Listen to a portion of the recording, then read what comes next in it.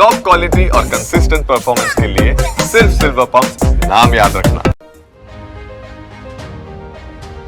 નમસ્કાર, સમાચારો સાથે હું છું જયેશ। તો પ્રથમ વાત કરીશું ભરૂચથી કે જ્યાં મનસુખ વસાવાએ આપ્યું છે ચોંકાવનારું નિવેદન। મનરેગા કૌભાંડને લઈને આ ચોંકાવનારું નિવેદન સામે આવી રહ્યું છે મનસુખ વસાવાનું કે કૌભાંડની મલાઈ ઉપર સુધી જાય છે, કાર્યવાહી માત્ર નાના માણસો પર જ થાય છે।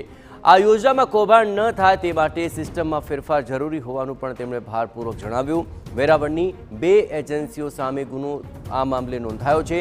58 ગામોમાં રૂપિયા 7 કરોડ 30 લાખનું કૌભાંડ હોવાની આશંકા વ્યક્ત થઈ રહી છે।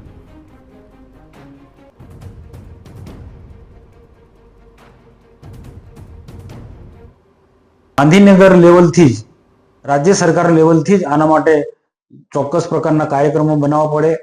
આમાં બધા જ લોકોનું કંઈ ને કંઈ અંશે આમાં મિલીભગત હોય છે। એમાં રાજ્ય લેવલે મંત્રી હોય કે સેક્રેટરી હોય કે પછી વિભાગના કમિશનર હોય કે પછી જિલ્લા વિકાસ અધિકારી કે ડીઆરડી નિયામક, આ બધા જ લોકોની આમાં જવાબદારી હોય છે।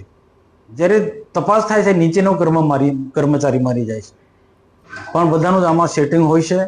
હું તો માનું છું કે ચોક્કસ જે સરકારની ગાઈડલાઈન છે એ પર કામો થવા